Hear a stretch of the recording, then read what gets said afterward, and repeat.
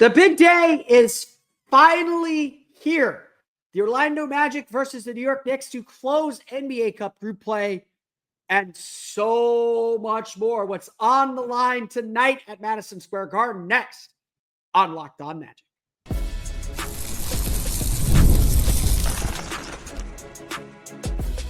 You are Locked On Magic, your daily Orlando Magic podcast, part of the Locked On Podcast Network, your team every day. And you are indeed Locked On Magic. Today is December 2nd. It will be December 3rd, 2024. My name is Philip Rossman-Reich. I'm the senior writer over at OrlandoMagicDaily.com. You can find me on Twitter at PhilipRR_OMD and on Blue Sky at PhilipRR.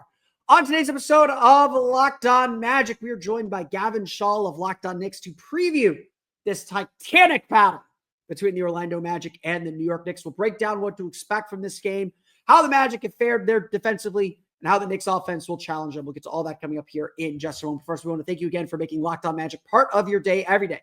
No matter when you listen to us, whether it's first in the morning, whether it's right when we upload, we truly appreciate you making Locked On Magic part of your day every day. You can make Locked On Magic an even bigger part of your day with the Locked On Magic daily newsletter. It's the one stop for ultimate team and league coverage delivered right to your inbox. Sign up for free now at LockedOnDaily.com. That's LockedOnDaily.com and start your day with the all-new free Locked On Magic newsletter.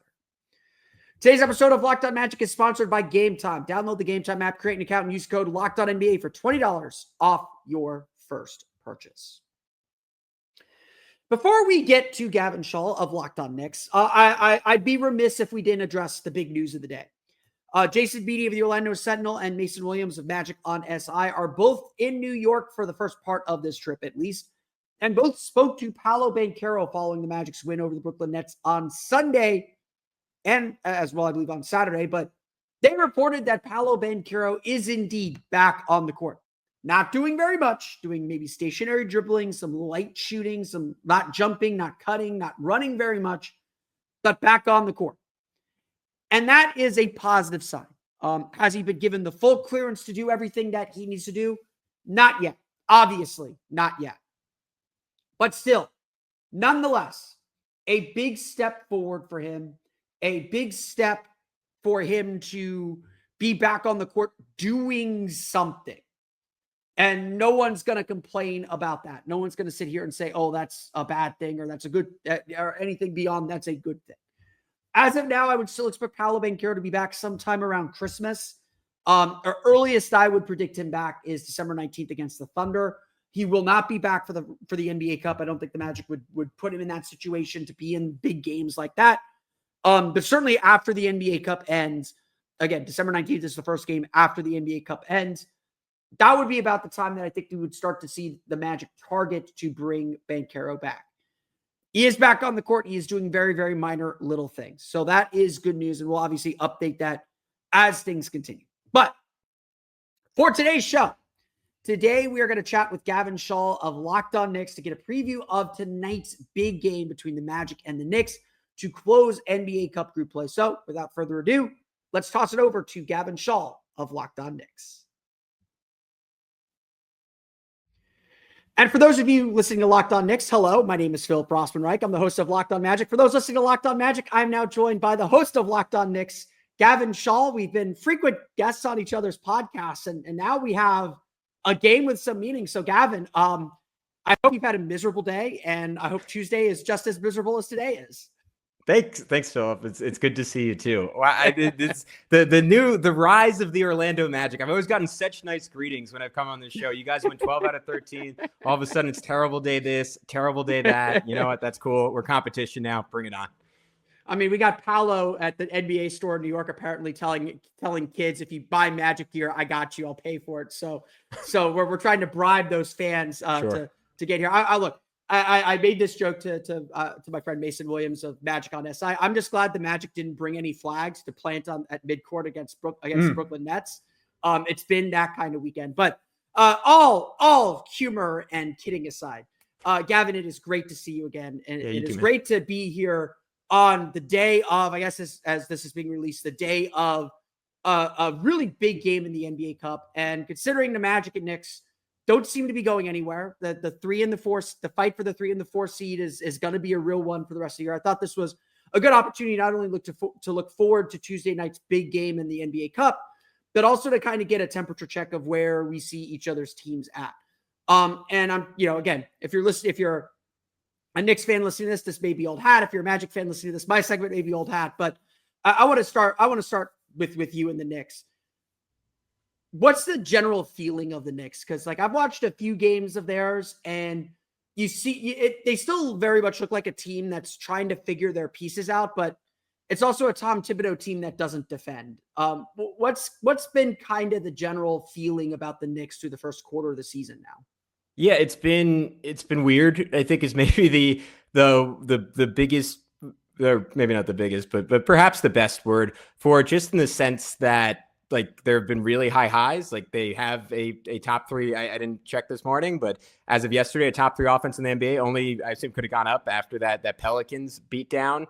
And they've looked just completely explosive at times. And it's this weird thing where you go back 2 years, the Knicks had the 3rd best offense in basketball, but the process to get there was just so brutal and grinding, and Julius Randle, RJ Barrett, and Jalen Brunson basically taking turns ISOing. And when Julius Randle, and to an even greater extent, RJ would inevitably brick a good amount of those shots, it was Mitchell Robinson getting 12 offensive rebounds a game, or Isaiah Hartenstein rotating in to get 5 offensive rebounds a game. And they just kind of got it done through brute force. And now they're having these beautiful mind moments. If you watch those borderline basketball pornography, 2013-14 Spurs highlights, that's the kind of ball they've been playing. Games where they have 21 assists on their first 24 shots, setting records for assists and a half, assists in a game, 3s and a half, 3s in a game, and so on and so forth. And they can hit these real highs. And yet outside of a game 3 games ago where they blew out the Denver Nuggets, they haven't really done it against great competition. They've particularly faltered, which is why this game is so interesting to me, against defenses that are capable of switching a lot, which I'm not sure how much Orlando does, but I know they have the personnel to do,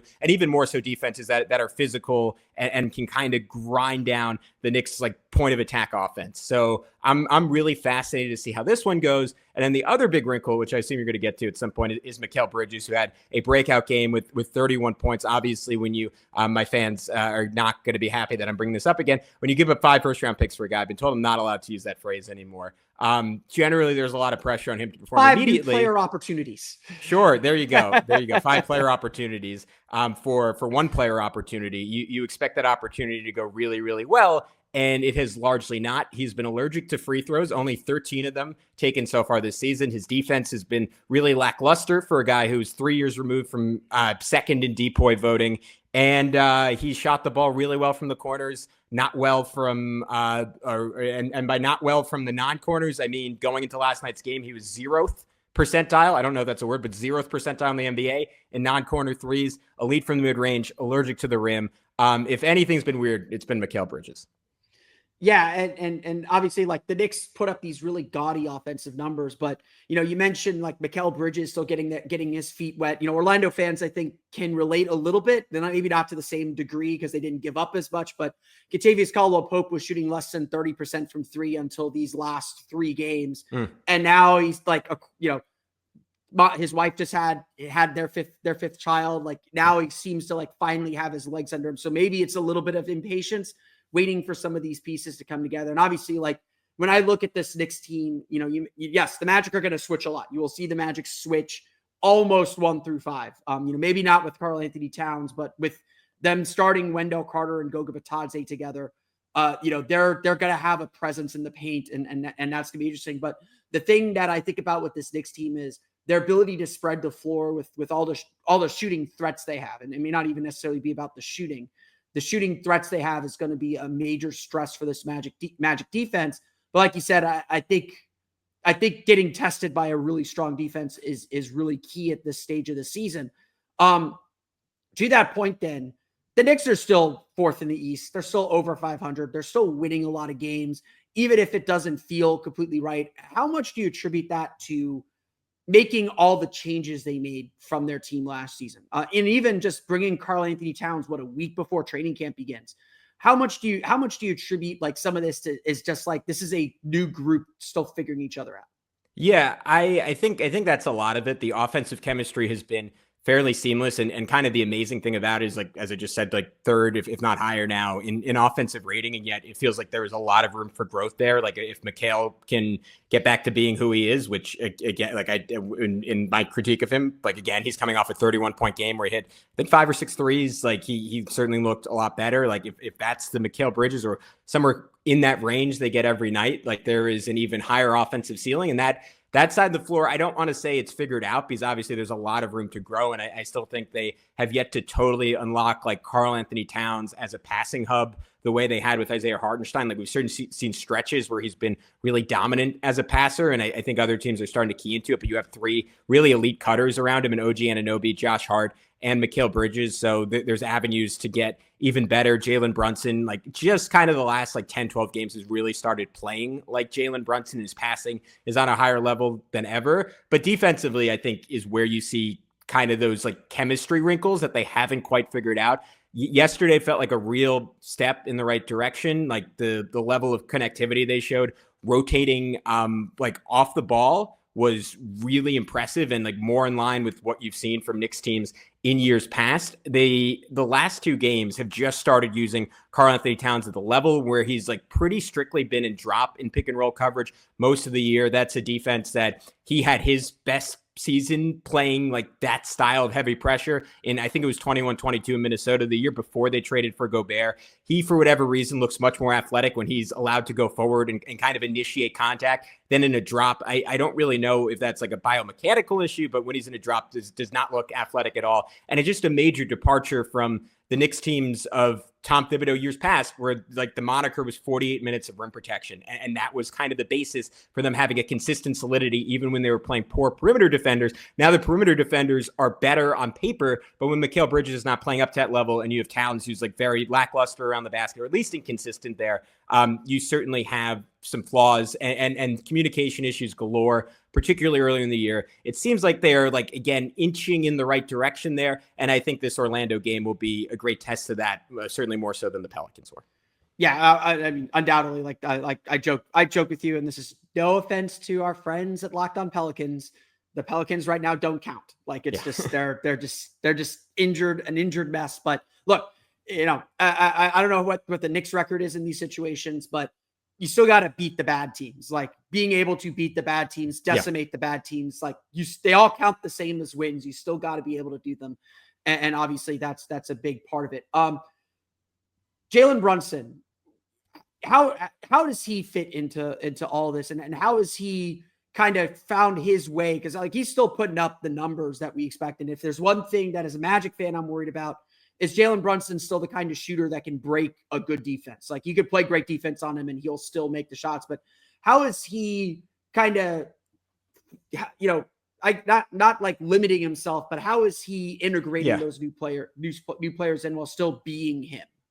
No, it's a great question, because I think it was a struggle for him early in the year, like particularly, and this will be the real test of this game against defenses that switch. He has at times fallen into matchup hunting, which is how the Knicks have played the last few years. And again, that works if you have an elite defense, which at least in the playoffs, the Knicks have had the last 2 years, and you have league best offensive rebounding. Just giving Jalen Brunson the ball and saying, hey, shoot every single time is pretty good offense, because he's going to be much more efficient than 98%, maybe 99% of NBA players taking bad shots. And when he misses, you can gobble up those rebounds. When you don't score, you can play great defense. This year, the formula is a little bit different. And when, as a group, you don't have those super efficient shooting nights, you're probably going to lose those games now, because the Knicks have been, again, like a below average defense so far this year. And they're highly reliant on like having those nights where they hit like 45% of their threes and have like a 60% EFG as a team.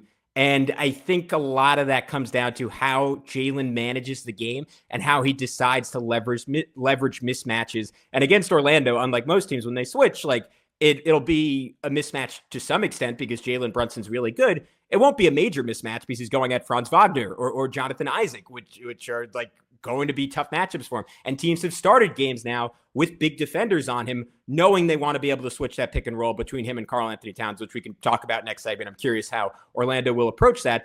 All that is to say, against teams that don't switch, you can see like the just substantial leap his passing has made, putting up career best numbers. I think over the last 10 games, he's been just over 9 assists per game. Last season, he was only at 6.5. He's clearly made a leap in that capacity, but it's all about like, all right, I have a mismatch. How can I leverage this to create a good shot for Towns, for OG, for McHale, versus like, how can I get a basket myself? I think it's the key. He's certainly been getting better at that. But again, like the few times it's been tested by good switchy defenses, most recently against Dallas, that's faltered a little bit. He's sought out his offense a little bit too much. And at times when he hasn't, it feels like the rest of his teammates have let him down. Yeah, and again, like that's going to be the chess match involved in this game. If you haven't been able to tell already, the Knicks have one of the best offenses in the league. The Magic have one of the best defenses in the league. And like you said, they'll be able to defend Brunson, Towns, all those players differently, really possession to possession at times. So we'll get into a little bit of how what makes the Magic's defense tick and how they'll match up with the Knicks. We'll get to that coming up here in just a moment. But first, today's episode of Locked On Magic is brought to you by our friends over at Prize Picks.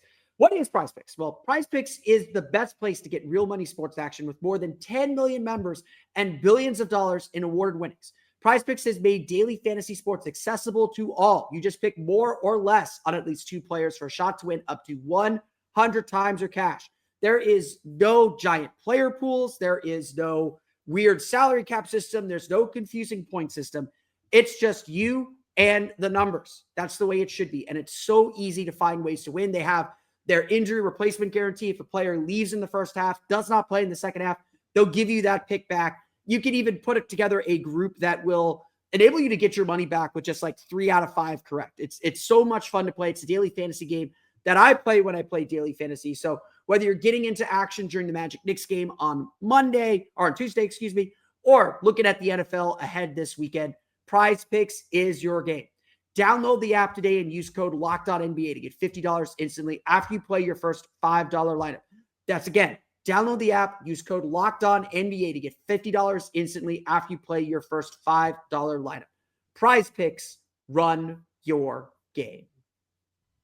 And we also want to tell you about our good friends over at Game Time. Game Time is my favorite ticketing site, and they have a new feature called Game Time Picks that makes getting tickets to see your favorite teams play live even easier. Game Time Picks filters out the fluff to show you only incredible deals on great seats, so you don't have to waste time searching through thousands of tickets. I am in the market for a Knicks Wizards ticket. I'm going to be in Maryland for the Christmas season, visiting my girlfriend's family, and lo and behold, while I'm there, the Knicks are in D.C. twice. So I went over to Game Time. I used Game Time Picks. I found the lowest price tickets you could find anywhere on the market for that second game, as low as $30, which I hate to say it, you can never do at MSG. So maybe head out to DC and use Game Time Picks. Curation makes it easy to save on sports, concerts, comedy, theater, and more. My favorite part is the lowest price guarantee, which means you find a lower price ticket on a different site. Game Time will credit you 110% of the difference. So take the guesswork out of buying tickets with Game Time Picks. Download Game Time app, create an account, and use code LOCKEDONNBA for $20 off your first purchase. Terms apply. Again, create an account and redeem code LOCKEDONNBA for $20 off.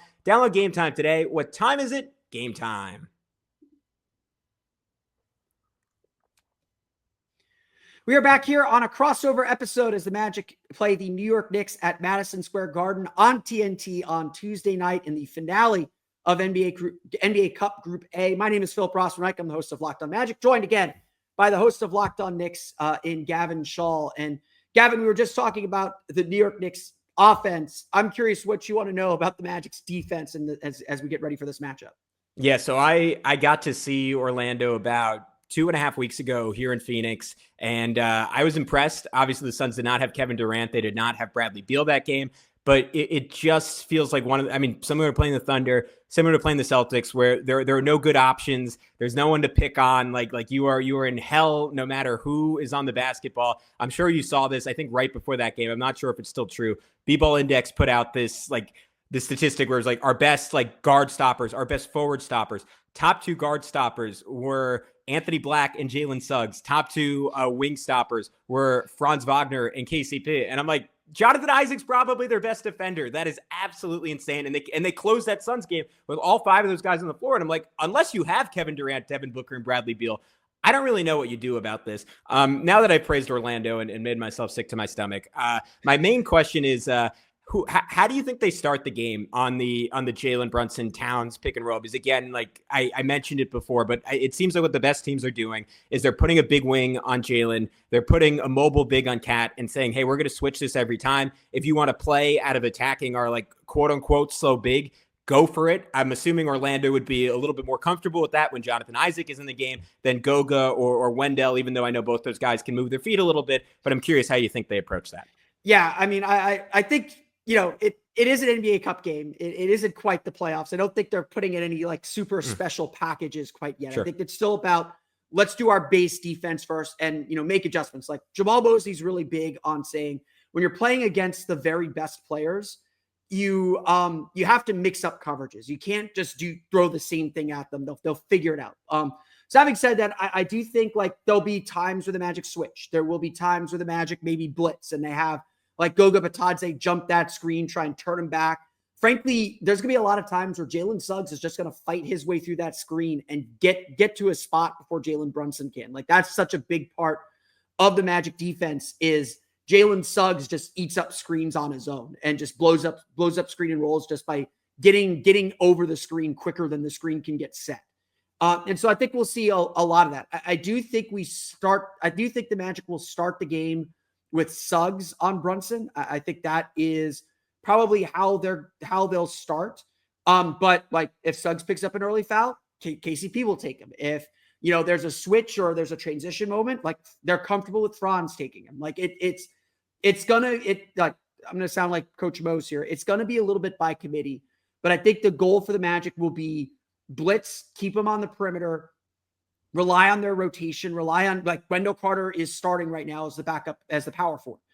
Wendell Carter will be there to help protect the rim a little bit, protect the paint a little bit when Goga jumps out or Goga leaps out on him. So as long as they can get Goga to kind of follow Cat and make sure he doesn't pop out too much, I think that the Magic are going to really just rely on Jalen Suggs to kind of smother Brunson a little bit and be physical with him and try and knock him off his game. Yeah, and I think, look, I mean, Suggs is as good as that and like as well built as any point guard in the league is, maybe this side of Drew Holiday, to like bother Jalen, who is like extremely strong physically and like can generally take that kind of pounding. Like Suggs is just like a different kind of athlete, different kind of animal in that respect. I do wonder if Brunson is able to punish like Goga blitzing out on him, who like a guy who really impressed me with his athleticism is someone who hasn't gotten to watch him play all that much in Phoenix. But what Jalen's been really good at this year and started later last season when the Knicks had that rash of injuries and teams started just like relentlessly trapping him. He's gotten really good at stringing out that trap, keeping the second defender engaged, and then splitting the double team, sometimes off the dribble, but typically with the pass, and letting either Towns or Josh Hart very often, because a lot of times the worst defender is on Josh Hart and the Knicks use him as a screener to be kind of a short roll playmaker, sort of like Draymond Green on those vintage Warriors teams, and play 4-on-3. Do you think, I mean, to your point, like Orlando's going to try different things, but when they do blitz, like one is like Goga, like mobile enough to recover really quickly in those situations? Like will he linger? Will he just kind of show and let Suggs get there and then trust Suggs one-on-one? Like how's Orlando going to approach that? Yeah, I mean, I think it's going to be a blitz. It's going to be more like a blitz and show. It'll be Goga kind of blitzing and waiting for Jalen to recover. But the thing that like this Magic team is so good at is communicating their rotation. So if Josh Hart kind of is setting the screen or goes to that short roll or Cat's in that short roll, Wendell Carter's going to step up and then Franz will step in as the low man. They'll form fit and Goga will end up, going on that blitz and then cutting and then running down to the corner to either contest that three or to defend the 3-point line, and Wendell will fill his man. So there's like the thing that is the hallmark of this Magic defense is they're physical. Like they are going to hit you. They're going to hit you pretty hard. If you're not that we need to be too friendly here, but if you're a fan of 90s Knicks style basketball, like the Magic are probably playing as close to that style of basketball as you can play in the modern NBA without hand checking, with all the like hands off rules that the NBA wants. They communicate and fill each other and fill for each other so well. And look, New York's a really strong offensive team. They're going to get them a few times. Like I'm beginning to think like this game's going to be very similar to the Magic playing the Lakers a few weeks ago. And now it's a back-to-back end of a road trip for the Magic, but Lakers still put up 118 on them. It was not a strong defensive game for Orlando. And the Lakers are a top 5 offense, kind of like how the Knicks, you wonder how the offense fares against top defenses. I'm kind of wondering how the defense fares against top offenses, because the only top offense they've really played is, I think, OKC and Dallas. And those are like right after the Paolo injury. They haven't really played a lot of top offenses. The Lakers are one of the few. And the Lakers, they lost. The Magic still won the game. They found a way to win that game. They punished a bad defensive team. They were able to make shots in that game, which is the other wild card in this one. But the Magic struggled defensively a little bit with the shooting and with how the Lakers were able to spread the floor on them. So how physical are the Magic going to be able to be? How much can they rely on rotations against a quality offensive team? That to me is going to be one of the big questions in this game. All right. You want to tell me a little bit about Franz Wagner? Obviously, everyone saw the shot against the Lakers. Like, he's played, I think, not at an all-star level, at an all-NBA level since Paolo Banchero went down. Like, what do you think are the keys to his leaps coming off a season that, like, as someone who's a big fan of his, have had him on a lot of fantasy basketball teams over the last few years, like shooting drop-off last year. I think we talked about it a little bit in our offseason pod.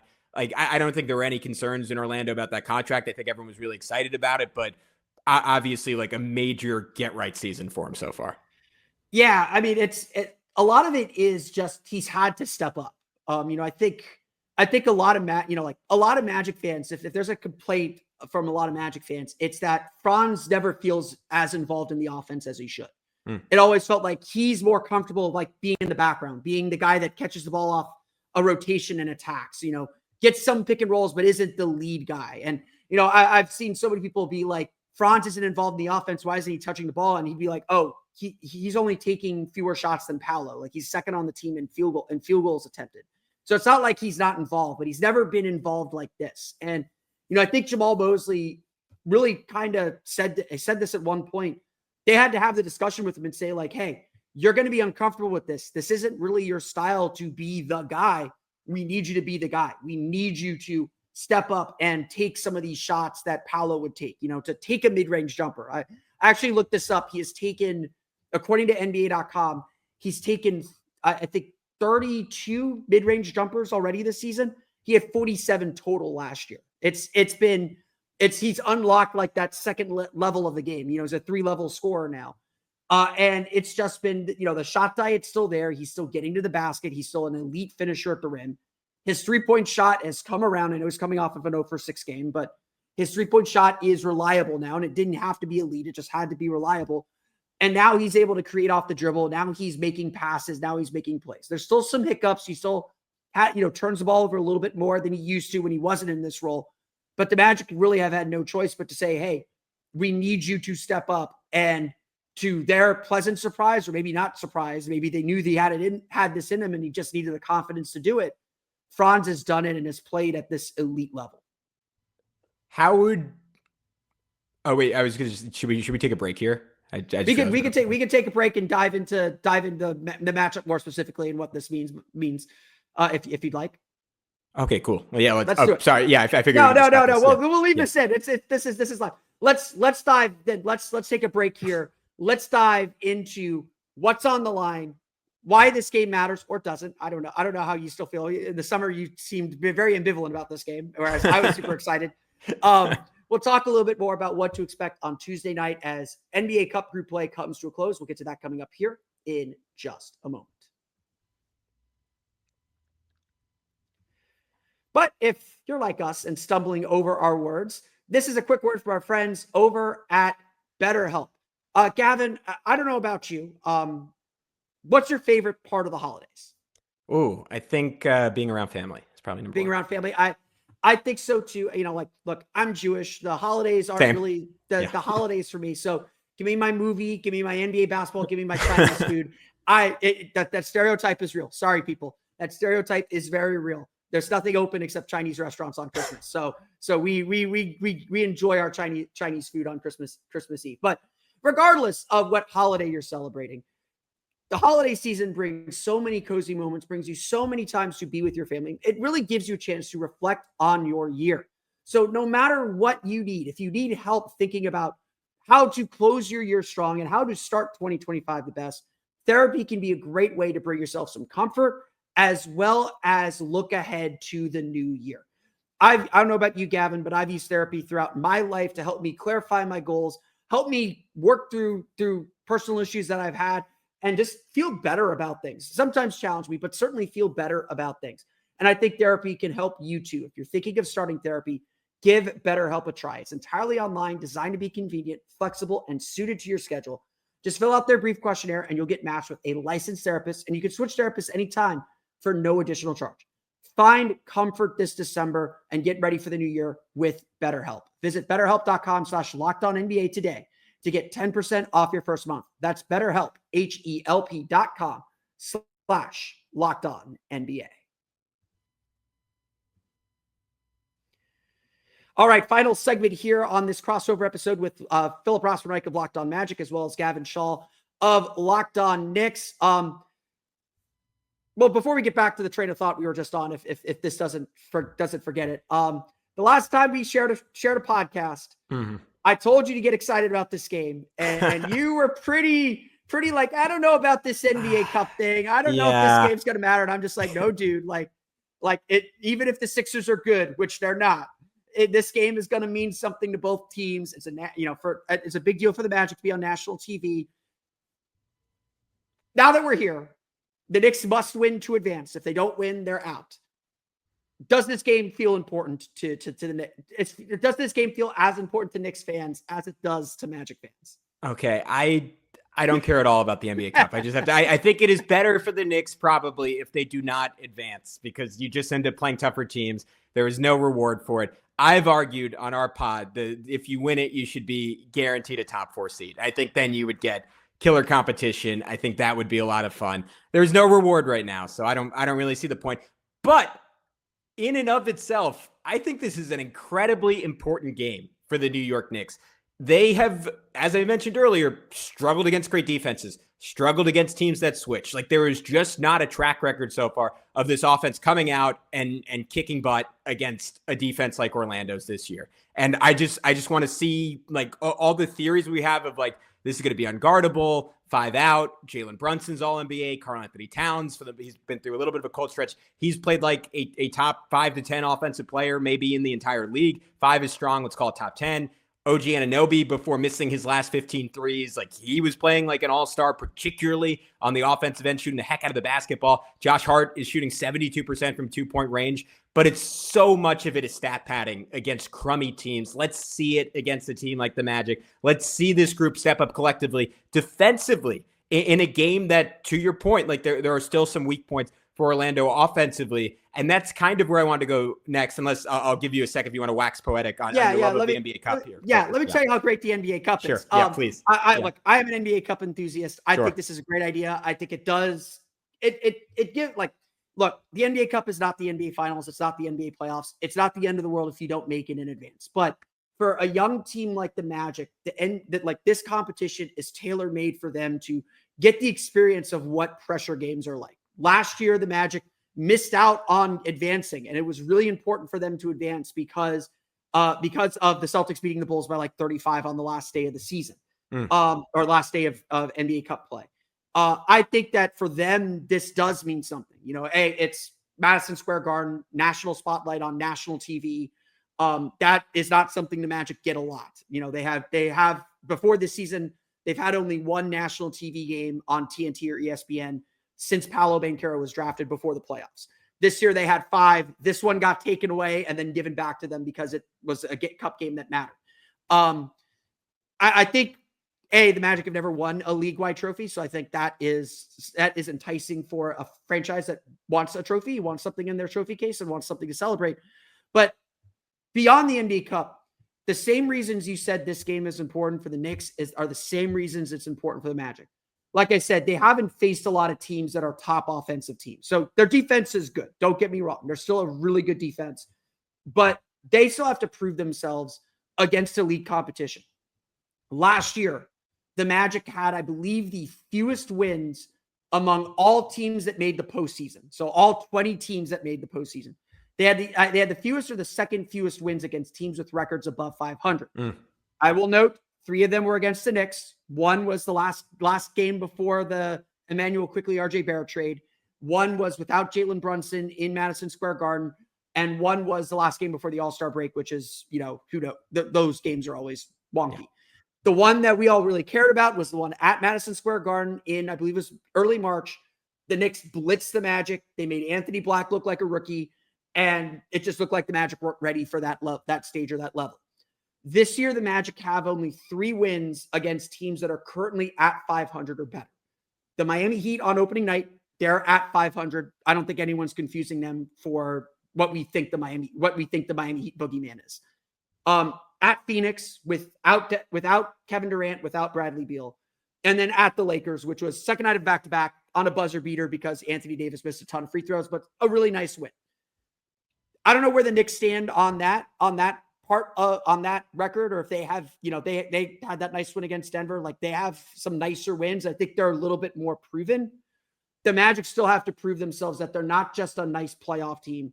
They are a top 3-4 team in the East that can threaten if the matchups break right to win a championship or win the Eastern Conference championship. That's kind of what's on the line for me in this game. Is the Magic have to kind of serve notice to the league that, hey, we're not just the bright team. We're just not the team of the future. We're here now. Yeah, I think basically, aside from Boston, who doesn't have anything to prove, and Cleveland, who's just been so good, you have to take it seriously. No one in the East has really proven anything, right? Like you are stepping over the corpses of like strewn cupcake wrappers when you look at like the track record of all these teams. So like any game like this is a measuring stick moment. And it does, like, in that sense, like you made a college football analogy at the start with like putting the flag down. Like, it feels like the first big college football game of the year. Like, I'm an Oklahoma fan, and before we went to the SEC, it was cupcakes every single game until we played Texas, right? And like, that was the litmus test. It feels like the Knicks have had some tests, but it does feel a little bit like that, especially for someone like Mikal Bridges, who, again, like, had a breakout game. Pelicans doesn't count. Great. Let's see him do it again against Orlando. Because to me, like, my biggest concern when I talk about like the switching and everything, I'm like, all right, how does this, like, the Knicks pace, the Knicks ball movement, how does it translate to playoff basketball? I know it will translate to some proportion, but we've seen in years past the Knicks have a really good playoff offense that just tanks when they get to April. And I think this game, to your point, not a playoff game, but maybe that type of environment, I want to see it work. And for it to work, like, Towns is going to have to create stuff out of nothing. Mikal, who hasn't really done it this year, is going to have to create stuff out of nothing. And the last question I had for you is, like, I'm fascinated to see how Orlando does that. Again, against the Knicks defense that maybe hasn't performed great, but personnel-wise, like, puts some really talented guys out there. Right? Like, OG Anunoby, like, case for the best, like, along with all the guys in Orlando, like, best wing defender. OG's going to be guarding Franz, right? Yeah, I would assume Franz, so. Yeah.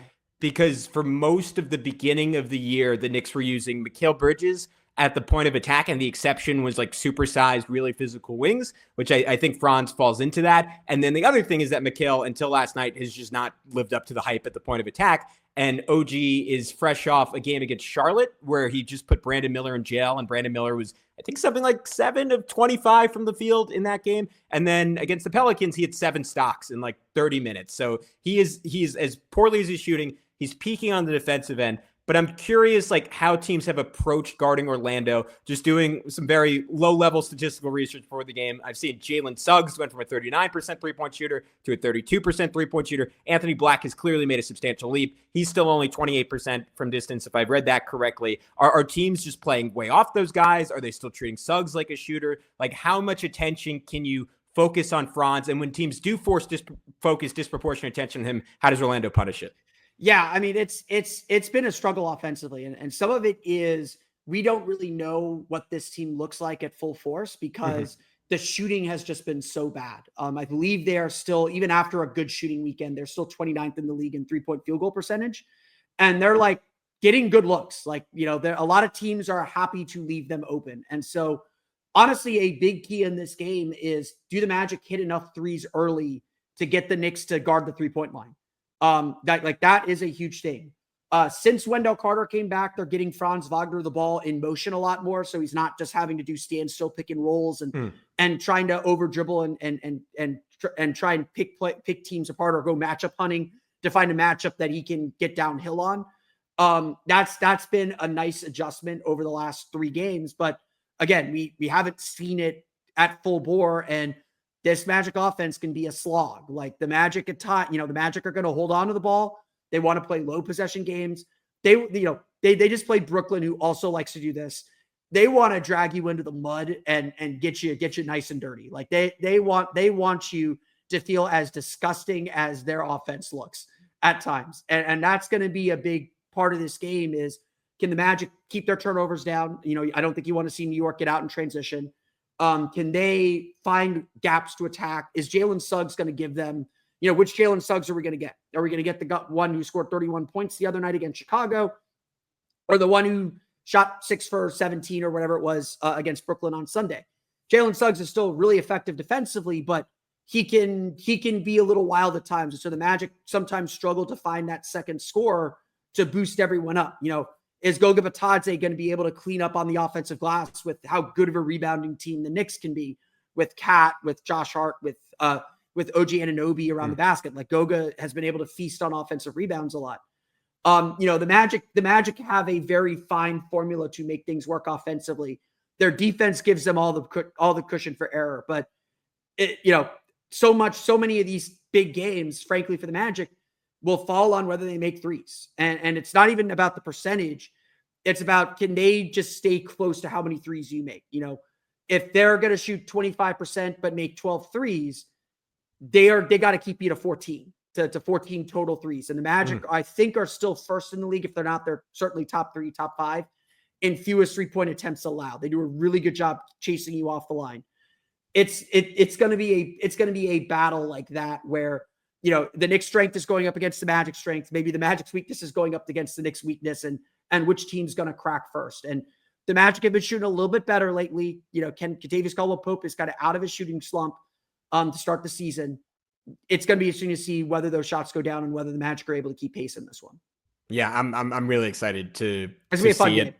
Yeah, I'm excited to see it play out. I think this is going to be Mikal Bridges' night one way or another. Like, he could win the Knicks this game. He could lose the Knicks this game. I want to see if he's up to it. So I'm excited to get rolling.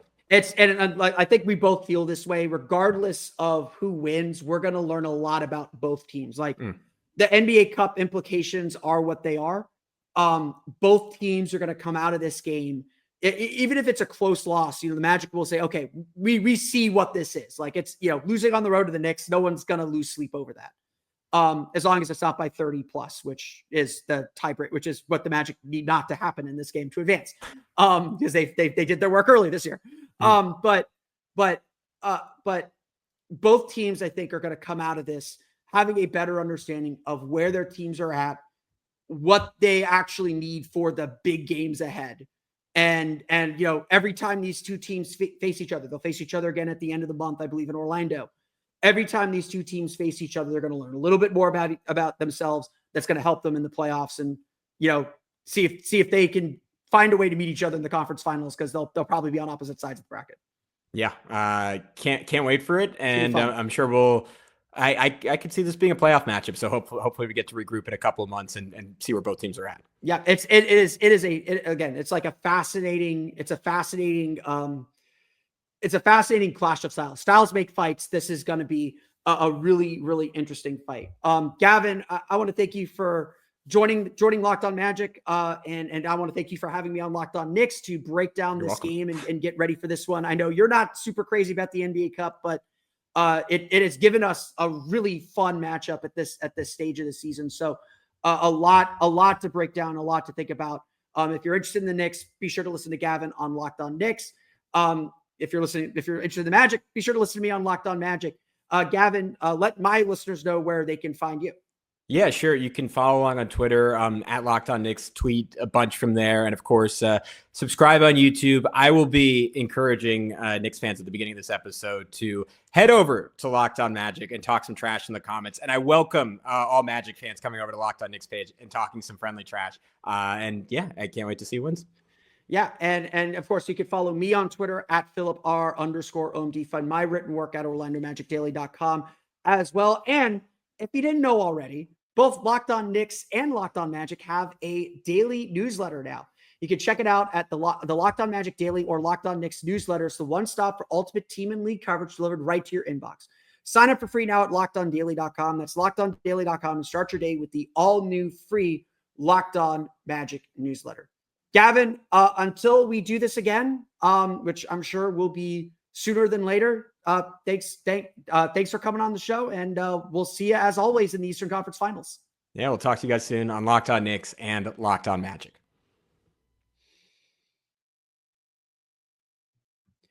I want to thank Gavin once again for coming on the show. Good friend of the show. We've done a lot of crossovers between the Magic and the Knicks.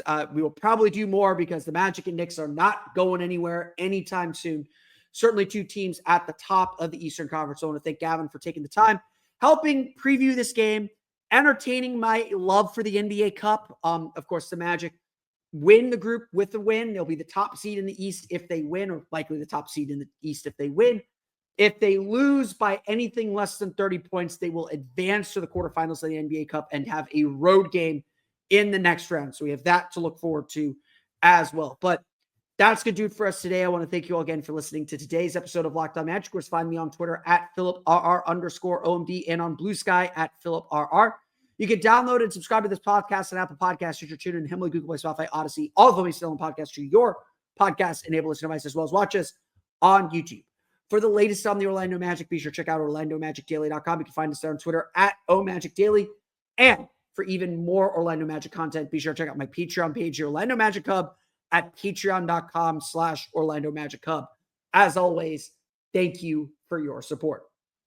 Additionally, as I mentioned earlier, you can check out the Locked On Magic newsletter by going to LockedOnDaily.com. That's LockedOnDaily.com to start your day with all the all-new free Locked On Magic newsletter. I'm not going to take up any much more of your time. We'll be back tomorrow to break down the Orlando Magic's game against the New York Knicks, whether the Magic advanced or not, what the Magic showed, what the Magic proved. We'll get to that tomorrow on Locked On Magic. But until then, for Orlando Magic Daily and Locked On Magic, this has been Philip Rossman-Reich. We'll see you all again next time for another episode of Locked On Magic.